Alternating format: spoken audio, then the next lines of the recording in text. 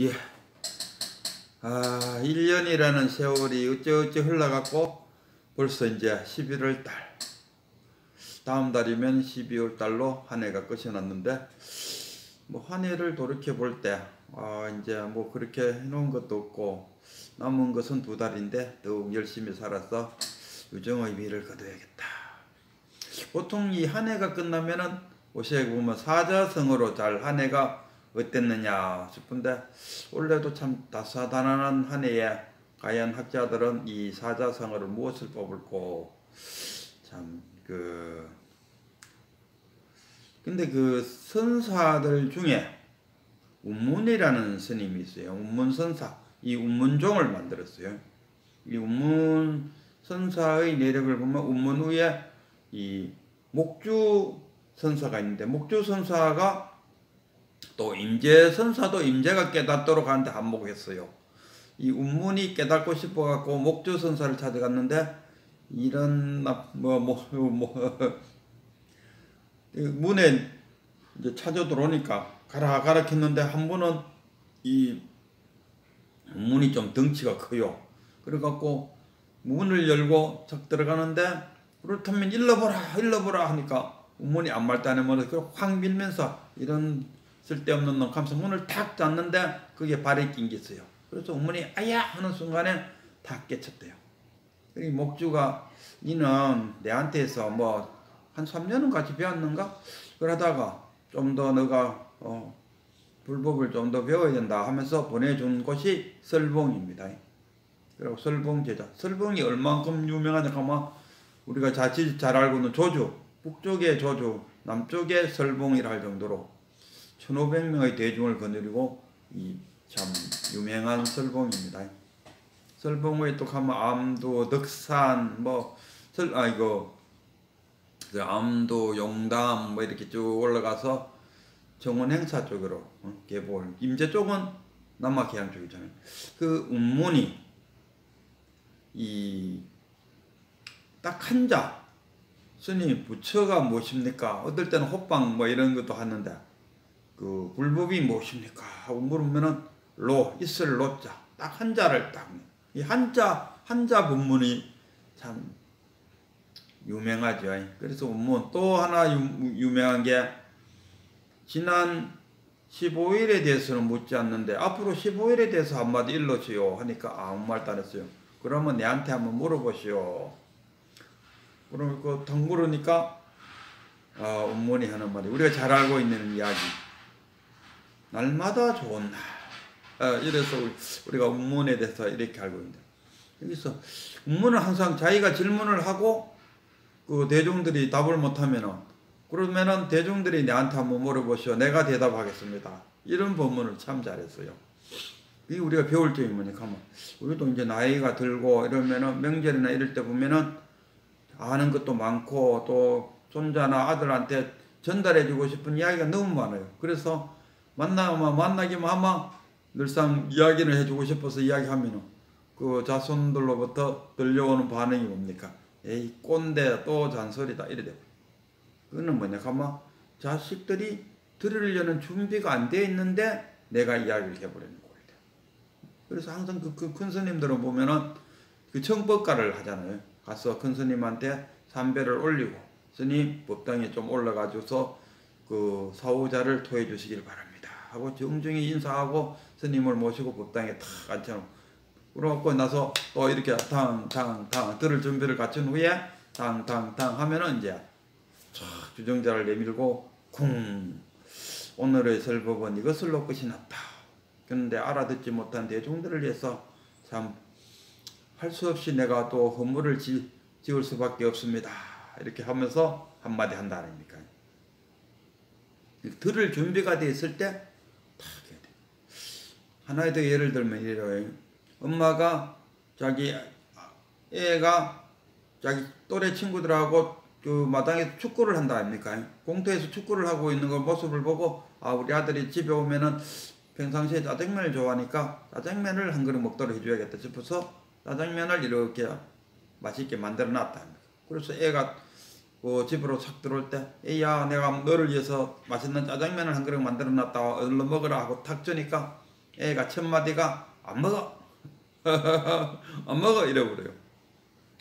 왜 안 먹었냐 생각하면 이 애는 축구가 끝나자마자 자기 또래 친구들과 같이 짜장면 집에 가고 맛있는 짜장면을 시큼 먹고 들어왔다는 거. 그리고 집에 들어와서 엄마가 짜장면 먹어 하니까 애들 같으면 뭐 일반 성인들 같으면 나 짜장면 친구들 이래 먹고 들어왔으니까 지금 짜장면 안 먹고 싶다. 배가 꺼지면 먹겠다. 뭐 이런 뭐 엄마에 대한 배려심이 있는 이야기를 하겠지만 어린애가 뭐 그까지 하겠습니까?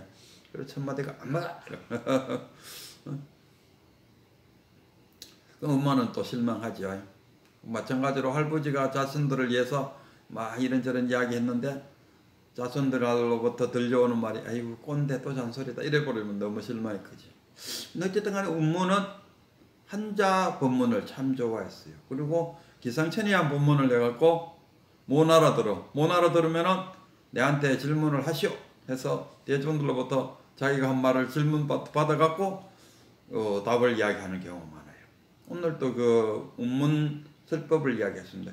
운문설법이 뭐 천지지간에 그 행산이 있는데 그 행산 속에 은밀하게 보물이 들어있다. 이렇게 봐. 천지지간에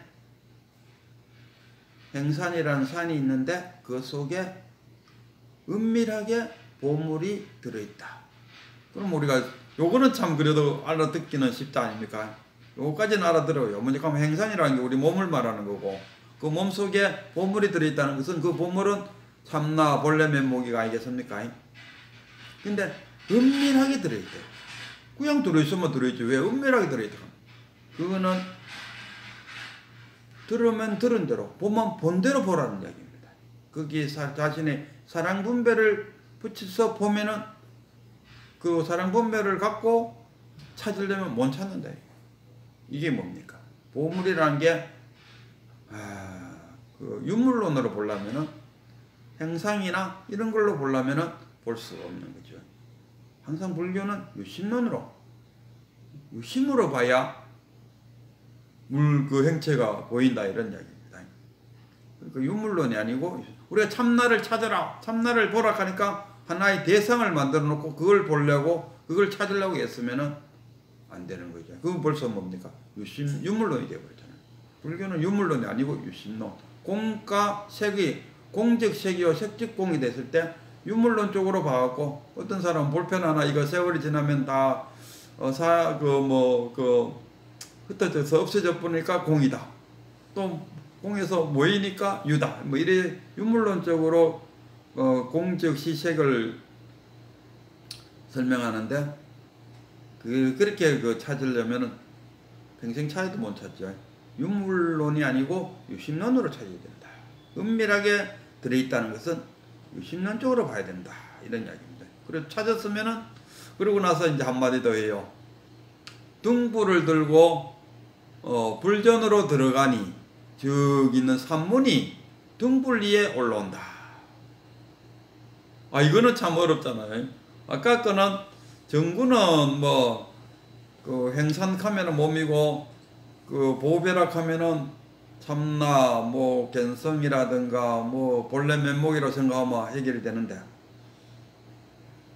여기서 등롱이라는 것은 그 석등을 말하죠. 석등을 들고 석불 앞으로 불천님 불전 앞으로 이렇게 가니까 절 앞에 있는 그 산문이라 하면 그 공문, 상, 작, 상에 속지 말고 이름에 속지 말라 이런 이야기 아니겠습니까? 그 산문이 등롱 위에 올라온다.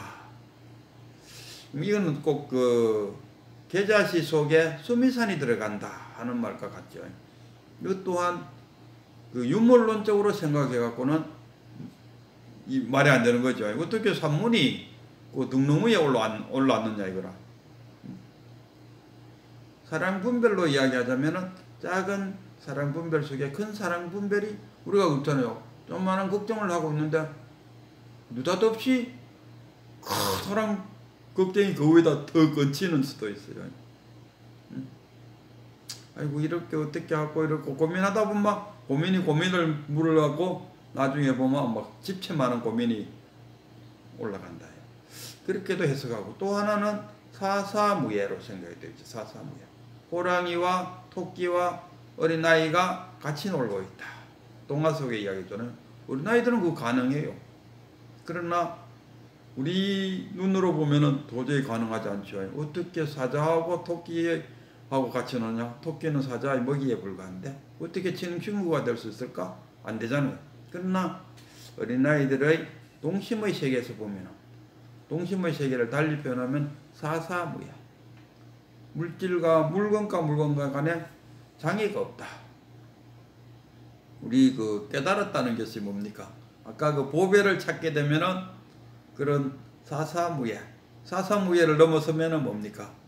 그 숭산 스님이 그 책에 보면은 그러잖아요. 원을 그려놓고 90도, 180도, 270도, 360도로 돌아오면은 그 산이 산으로 보인다. 이런. 그 270도가 그잖아요. 사사무예. 선의 이야기. 그 숭산 스님이 지어놓은 선 이야기인가 그건데, 거기에 보면 270도에 사사무예가 나온다. 사물과 사물 간에 우리가 핸드폰 속에 지구에서 일어나고 있는 모든 이야기가 핸드폰 속에 다 들어가잖아요. 그와 같이. 그래서 그 종록목 83척에서 82척인가요? 82척에서 말하는 그 운문의 이야기가 그 이야기다. 사사무예다. 등롱을 들고 불전 앞으로 가니 저기 산문이 등롱 위에 올랐는다 하는 말이 사사무예의 법칙이다. 이런 이야기야.